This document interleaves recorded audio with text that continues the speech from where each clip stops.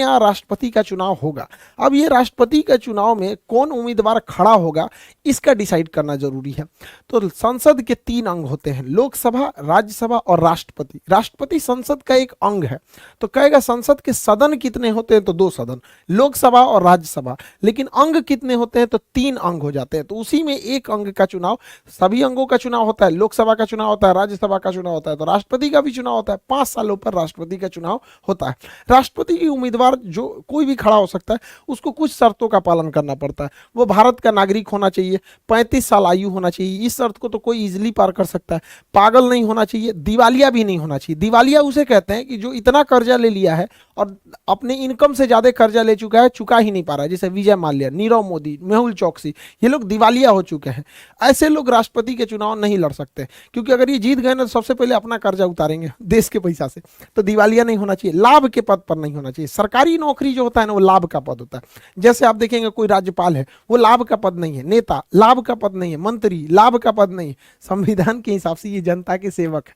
सरकारी नौकरी में रहेंगे ना तो लाभ का पद हो जाएगा, तो लाभ के पद पर नहीं होना चाहिए। तो ये सब नॉर्मल योग्यताएं हैं, ये किसी के पास हो जाती है। सबसे टफ जो योग्यता होती है वो 50 प्रस्तावक होने चाहिए और 50 अनुमोदक होने चाहिए।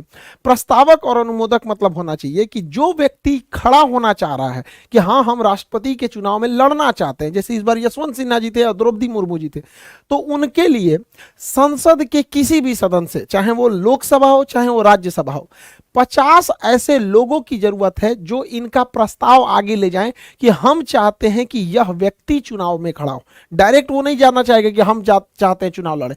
50 प्रस्तावक होना चाहिए। हो सकता है कि 20 ठो प्रस्तावक लोकसभा से, 30 ठो का जुगाड़ वो राज्यसभा से कर ले, या कुछ इसमें से कुछ उसमें से करके उसे टोटल 50 प्रस्तावक चाहिए। जब 50 प्रस्तावक हो जाएंगे तो उस 50 के समर्थन में अलग से 50 अनुमोदक होना चाहिए कि हाँ यह व्यक्ति के साथ हम खड़े हैं, यह जिसे चाहता है कि नहीं ये भी व्यक्ति चुनाव लड़े, हम फेवर में हैं।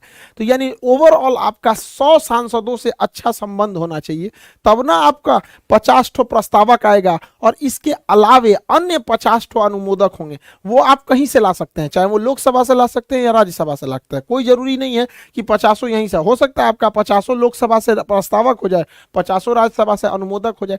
यानी नाम का प्रस्ताव दे 50 और उस नाम में सहमति यानी अनुमोदन दे 50। ये इतना टफ हो जाता है कि यहीं पर एक कॉमन आदमी चुनाव नहीं लड़ पाता है, क्योंकि 100 सांसद आपके नाम का प्रस्ताव देंगे, इसका मतलब आप बहुत बड़े पॉलिटिशियन होने चाहिए। और दोनों लोग बहुत बड़े पॉलिटिशियन हैं भी। इनका मतलब ये जमीन से एकदम जुड़ी हुई आदिवासी समाज से राज्यपाल रही थी, और ये तो अटल बिहारी वाजपेयी के समय पर तो मंत्री भी रहते हैं यशवंत सिन्हा जी। तो दोनों लोग का